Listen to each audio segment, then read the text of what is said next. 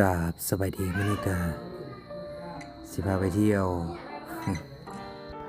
มื้อนี้เราสิไปใส่กันเซิร์นไปส้มแล้วก็อย่าลืมฝากติดตามกดไลค์กดแชร์ช่องเลยเด้อสบายดีพ่อแม่พี่น้องมื้อนี้ก็เจอกับวิน3 LP เดี๋ยวสิพาไปดูเด้อนี่คือสาวน้อยนำทางไปใส่เดี๋ยวไปเดินกันเป้าหมายปลายทางอยู่ใส่ใครไปเจอน้ำกันเด้อก่อนอื่นมัดต้องขึ้นสนามบินก่อน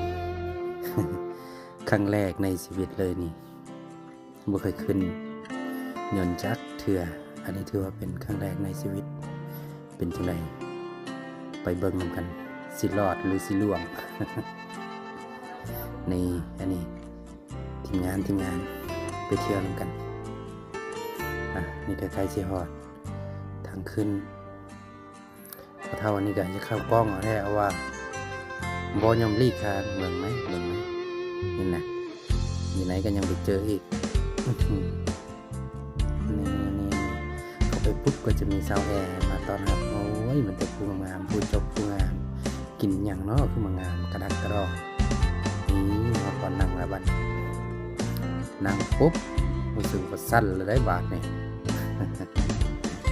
แต่คนเบิ่งกันว่ามันมีอย่างคนบ่เคยเห็นนะอันนี้ถ่ายจากหน้าตาเป็นอะไรตอนขึ้นแรกๆก็มาเสียวไซก็แล้วนี่มาสักพักรู้สึกว่ามันหมวดไทยรูปก็ได้บานนี้ไทยขีดไปเรื่อยๆเราหยอกกันไปว่าโอ้ยมันอีหลีได้เนาะอาสันได้ เบิ่งไปพยายามกันว่าจุดหมายไปทางเขาสิไปทางไหนอันนี้คือมาถึงทางแล้วนะตอนนี้ก็มาฝากภาพธรรมชาติงามๆเดี๋ยวจะมีภูผาต่างๆจะสุ่มให้เบิ่งนะนี่มาแล้วเห็นบ่โอ้ยบ้านเพื่อนเมืองทางบักงามวิวงามเลยสวยงามอันนี้มันไปผู้วิเท่าใดคอมเมนต์เข้ามาหลายเลยข้อยเองกับยังบ่ฮู้เลยฮู้แต่ว่าข้อยกาบอกแก้วมาเลยก็เห็นนี่แหละแต่บ่ฮู้ว่ามันอยู่ไสภาพมันยังมัวๆนะเพราะว่าบ่แม่นมือกล้องระดับพรีเมียมเหมือนมือกล้องมืออาชีพนะอันนี้เป็นมือสมัครเล่นซื่อๆเบิ่งไปนำกันอันนี้จะเป็นทุ่งไร่ทุ่งนาก่อนเมฆมาทำงานครั้งแรกเลยได้นี่ขึ้นมาอยู่ถึงยนต์แล้วก็ได้ถ่ายรูปพอได้เกิดมาบ่เคยได้ถ่ายแต่มีความฝันว่าอยากขี่ยนต์จักรอันนี้ก็อยู่ในห้องกวดดูว่ามันมียัง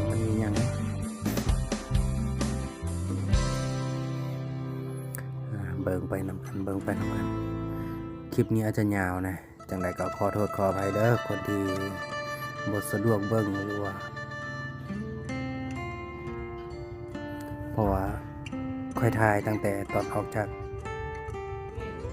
บ่อแก้วเนาะแล้วก็จนสุดพุ่นแหละสุดไปเที่ยวพุ่น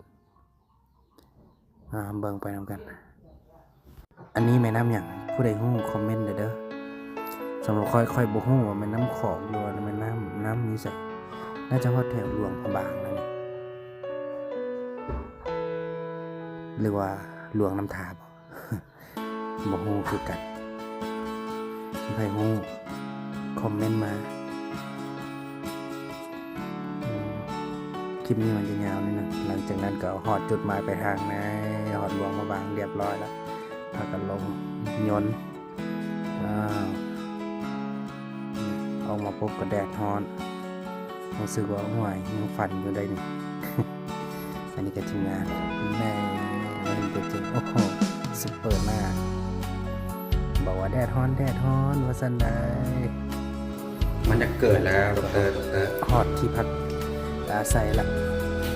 เบิ่งโรงแรมเขามีอ่างน้ำอาบอีกค่อยคณะสาวน้อยไปหอดเจาะ นี่ห้องอาบอันนี้ห้องอาบบ รรยากาศดี ยังบ่แล้วกับการถ่ายรูปอยู่ถ่ายคลิป อันนี้มันยังปะ ถ่ายรูป ห้องนอนปะ นี่ห้องนอน ไปนำกัน3 คนเตียงเสียน้อยนิดนึง โอ้โหเท่เลย มื้อนี้ออกลา Saw you hold you, don't leave me out here dancing alone. You can't make up your mind. Let's not waste my time. I'm not trying to rewind. I wish our hearts could come together as one. หลังจากนั้นเราก็ไปถ่ายรูปถ่ายคลิปถ่ายต้นไม้อุ๊ยปัดว่าบ้านตัวเองบ่มี อย่าเรียกนี้เห็นสาวน้อย อันนี้พากันไปกินข้าวเลยเอาถ่ายเอาถ่ายเข้าไปแล้วเอาบ้านตัวเองบ่มีนี่แหละอืมหลังจากนั้นเราก็ไปฮอดบอนกินข้าวอันนี้คือน้ำของฟังนั่น ตามที่หมู่เขาเว้าให้ฟังว่าเป็นเมืองจอมเพชรบ้านเชียงแมนบ่ผู้ใดฮู้ก็คอมเมนต์มาเด้อบ้านเฮามีบ่บ้านข่อยละบ่มีเด้อคือแบบนี้เพราะอันบ่มีน้ำใหญ่บ้านข่อยน่ะ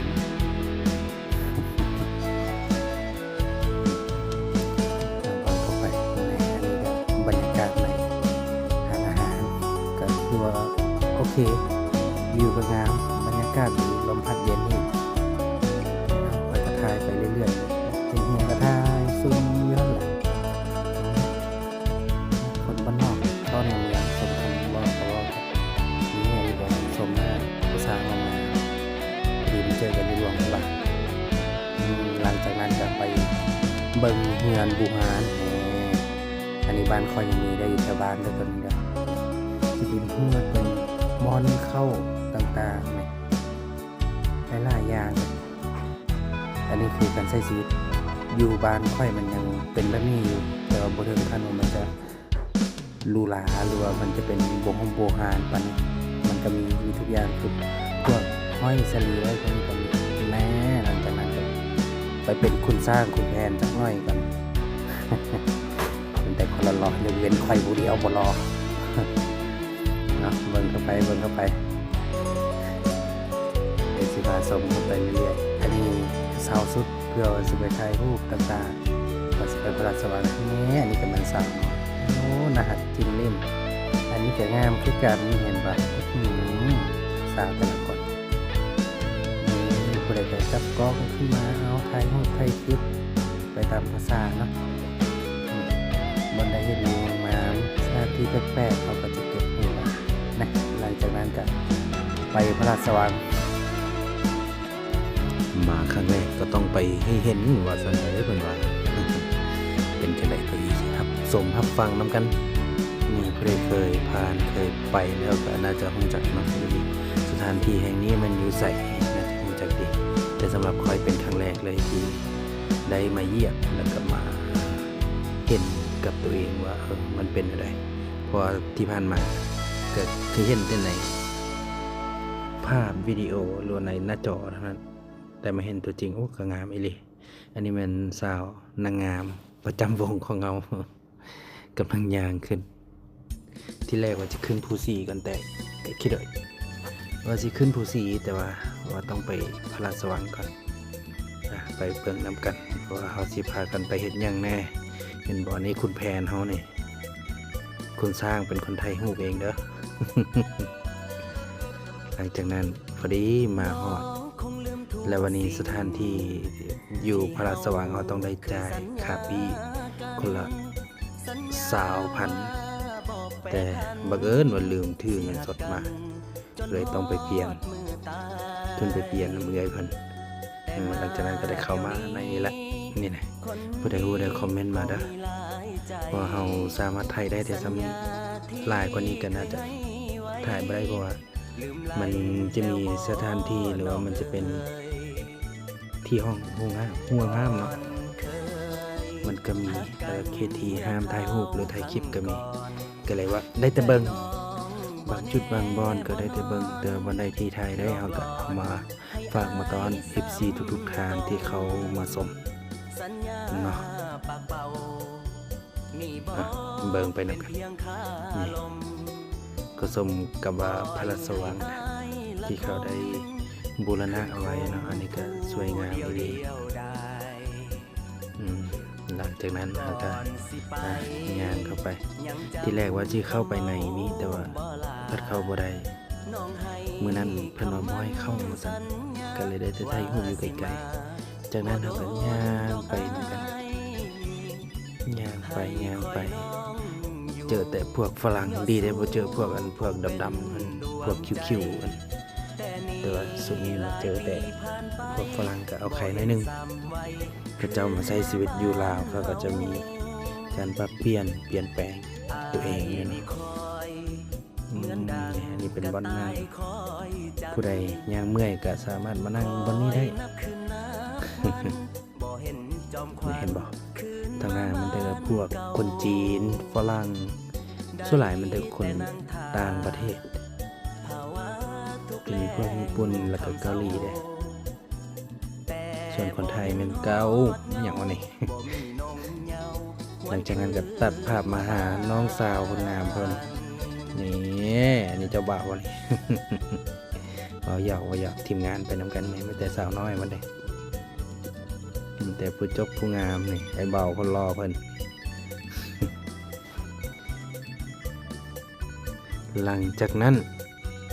ในมื้อต่อมาได้เพื่อนนี่เราก็พากันไปเที่ยวตาดกวางสีอันนี้ก็เป็นครั้งแรกเลยที่เคยได้ไปพอจ้างรถตู้ไปทอดสถานีก็จะมีรถไฟฟ้านี่มาครับก็ได้เสียเงินคนละพุ่นสาวพันบอกเท่าที่เจอได้หลังจากนั้นก็มาฮอดอยู่เถิงฮอดนี่เขาก็ต้องได้ย่างไปแต่ก่อนสิย่างไปเขาต้องไปสั่งของกินก่อนพอแต่เช้ายังบ่ทันได้กินข้าวเลยไปเบิ่งนำกันว่าเขาจะสร้างงานไหน3แห่งได้พากันมานี่มีพวกแล้วเป็นตาแซ่บพอแต่ย่างมาปุ๊บมีแม่ค้ามาต้อนรับมื้อนั้นก็เสียดายอยู่สั่งลาบแต่บ่ได้ลาบแม่ค้าเพิ่นลืมเอาไม้ทั่วแล้วก็บ่วงให้พร้อมกินข้าวมื้อนั้นมีน้ำแกงแต่ว่าสดบ่ได้ก็ได้พากันเบิ่งเท่านั้น หลังจากสั่งอาหารแล้วก็ย่างไปมีสาวงามย่างทางในบ่ฮู้ว่าแม่นสาวผู้ใดเนาะเห็นบ่บันไดที่งามๆก็ถ่ายเอาโลดแล้วนี่หลังจากนั้นนี่อันนี้เป็นปีที่เราต้องให้เขากวดเป็นขั้นตอนสุดท้ายนะหลังจากนั้นย่างลงไปเห็นภาพธรรมชาตินี่แล้วคิดฮอดบ้านเพราะมันคล้ายๆคือบ้านเฮามันต่างแต่บ่มีทางแบบนี้ซื่อๆนี่ส่วนทางกับสาวฝรั่งได้จะมีสาวญี่ปุ่นคนจีนหลายๆคนให้เบาซักเพิ่นก็เห็น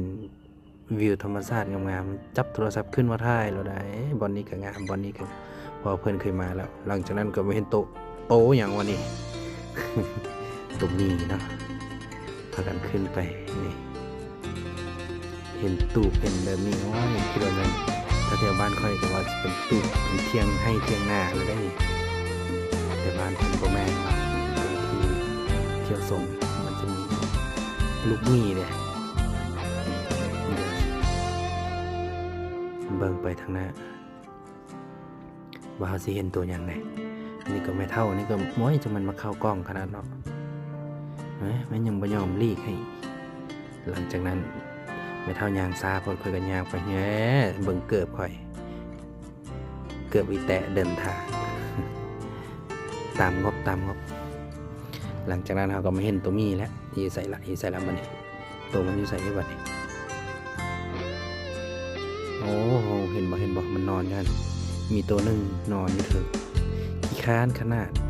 แต่อีกตัวหนึ่งกำลังฟ้อนน้องแห้งนั่นแล้วมันเห็นอย่างนั้นถูกไหมตัวนี้มันนอนเบิ่งตัวนี้กำลังซอกหากินบ่ย่าง ซาๆเลี้ยงซาๆหากนอนตื่นนี่แหละเบิกตัวนอนอยู่เถิงนอนสบายบริสุทธิ์โลกเบิ่งเอาเห็นบ่โอ้ยมันโซอีกเห็นบ่ว่างามน่ารักเนาะมีแต่ความน่ารักเด้อแต่อย่าไปไกลมันเลยถ้าไม่อยากเจ็บโตหลังจากนั้นเขาก็ว่าสิถ่ายไปเรื่อยๆจนไปว่ามันตกตาคนละในไม่เห็นนี่ก็บ่เห็นบ่ได้ละต้องพากันถ่ายรูปก่อนสันใดหลังจากนั้นก็มาเบิ่งอีกใส่น่าจะหิวเขาเบิ่งตัวเรื่องนอนอ่างล่างอยู่เนาะขึ้นมาเขาเห็นอย่างนี่โอ้โหโสทองอีกช่างมันเก่าอย่างกัน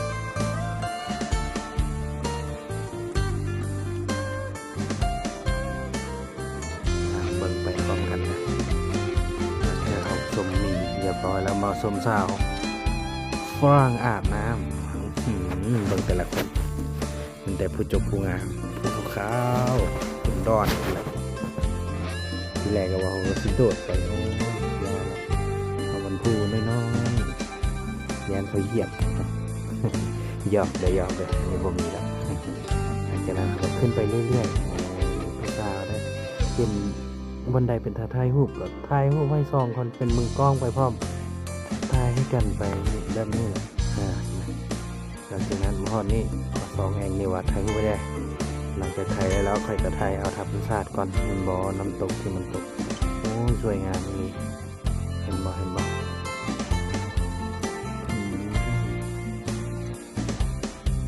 สุ่มเห็นเป็นแจ้งเหมือนกันคือเมื่อนั้นเสียดายอย่างหนึ่งก็ได้เอาไม้กันสั่นไปพอเอามือจับเอามันก็จะสั่นน้อยมาโฟกัสกับเกือบอีกละเกือบอีแต่นี่หายากเด้อมีแต่คู่เดียวในมื้อนั้น เห็นบ่เกือบนี่หายากสุดเด้สอกซื้อเป็นล้านกับบ่ขายมันบ่มีบ่แม่นหยังเนี่ยหลังจากนั้นก็มีผู้สาวน้อยย่างนำหน้าแต่บ่ได้เห็นหน้าเนาะบ่ฮู้ว่าเป็นคนลาวหรือคนต่างประเทศฮู้แต่ว่าเรางามก็เลยถ่ายเอาไว้ซะอย่ามาโซเกือบอีกมาอีกแล้วโอ้โหมีคู่เดียวก็ต้องโซน้อยนึงว่าสั่นได้เพิ่นว่า เบิ่งไปนำกันว่าจุดหมายปลายทางไปฮอดอยู่บนใดจะไปสุดบนใดก็เสริมสมไปนำกันเนาะฮอดนี้ก็งานกันส่วนใหญ่ก็จะมีแต่สาวต่างประเทศนั่งอาบน้ำก็มีผู้ที่นั่งดิดกีตาร์ก็มีที่ห้องเพลงก็มีแต่ว่ามานี่เห็นน้องมาตัวนึงกำลังลอยน้ำพอเราเอาขวดน้ำดื่มนี่แหละแล้วก็ลอยไปข้าวเอาแล้วกลับมาเดี๋ยวใจบางนี้ตัวดำๆว่าโซม่วนค่อยเก่งบอสันไหน หลังจากนั้นเอาเห็นวิวงามๆครับกันสุ่มไว้ก่อนนี่บ้านเจ้ามีบ่อนี่ต้นอย่างบ้านค่อยมันต้นมะไห่บ่อันนี้เบิ่งคือน้อยแต่ที่จริงง่ายเลยเทียบกันก่อนก็ตัดมาที่ภาพไปสิฮอดละเห็นบอลเขาขี่สลิงก็เลยว่าลองบ่สันได้แต่ละคนเบิ่งผู้ใดก็ว่าอยากลองผู้ให้ก็บ่ได้ลองเนาะนะเบาคนอยู่สูงเถอะมีฝรั่งคนนึงลงจะบวนลงมาได้ปะเอากลับผ่านไปพอยังบ่ทันฮอดจุดหมายปลายทางย่างไปอีกสักหน่อยถึงฮอดแล้วแม่บอกใส่หมดย่างทำหน้าค่อยหู้ได้สั่นได้นำทางส่วนค่อยก็จับกล้องถ่ายรูปถ่ายคลิปไปเรื่อยๆเห็นบอลนี่เป็นคนตั้งประเทศเลยบอลนี่จะเห็นที่เจ้ากินเขาแล้วว่าเขารู้สึกหิวเข้าเลยพอแต่เขายังไม่ทันได้กินเขาแต่ฮอดนี้ก็ประมาณ1 โมงหรือว่า 2 โมงประมาณนี้ตอนสวยแล้วก็เขาวันนี้เราก็ไทยก่อนสักหน่อยไปจะได้ไปเอาวอลแวบเอาไปเรื่อยๆภาพวิดีโอมันมาก็เลยว่าให้ภาพเคลื่อนไหวให้ไวนี่นะไปแล้วกันอันนี้คือสิ่งที่เขาตามหาฮอดแล้วเมื่อก่อนเห็นแต่ในหูดวนในใบเงิน2,000บอกมาได้ว้าวมาได้เปียกบรรยากาศดี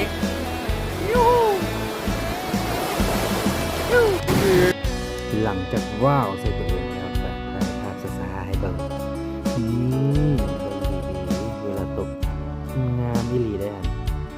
ถ้าตอนน้ำใสๆหินกันแบบมีน้ำอย่างคุณนิดนึงพอแต่มาถ่ายรูปถ่ายวิดีโอถ่ายคลิปไว้ก่อน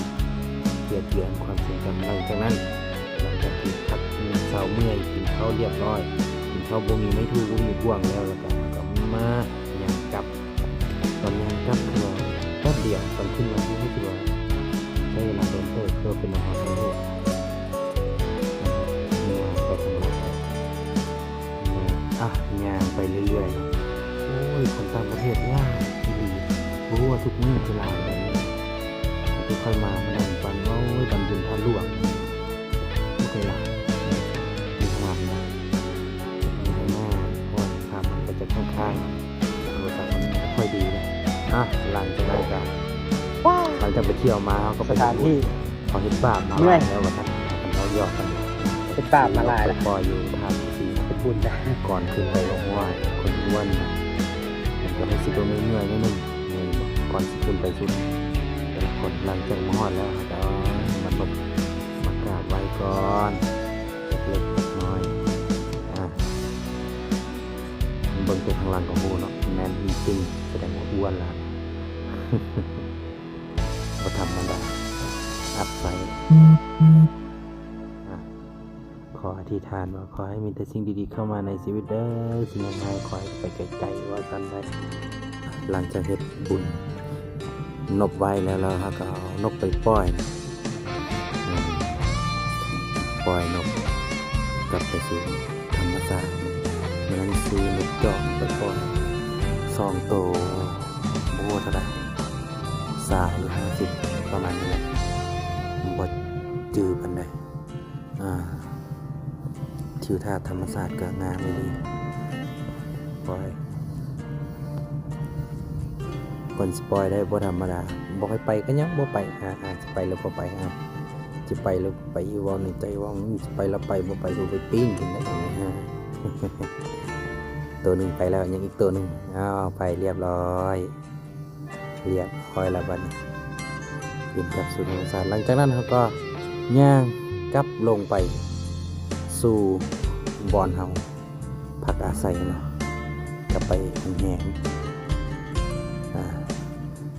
นี่ไอ้บ่าวใส่ก็นำทางตลอดว่าค่อยหู้ได้นะบ่เห็นพอเท่านี้ว่าสบายดีว่าซั่นว่าจะสบายดีแล้วบ่สบายดีขึ้นมาได้สบว่าซั่นได้อันนี้เป็นการเว้าหยอกเนาะ เห็นบ่ว่าแต่อยู่ไสก็มีแต่นักท่องเที่ยวคนที่ขึ้นมาให้ใจวุบวับก็มีคนที่คานมาก็มีแต่ว่าเท่าที่เบิ่งคนเฒ่าต่างประเทศก็ชอบมีสุขภาพแข็งแรงดีบ่เพราะว่ามื้อนั้นเห็นผู้หนึ่งเป็นคนฝรั่งแต่เราเว้าภาษาเราแจ้งขนาดว่าปีนี้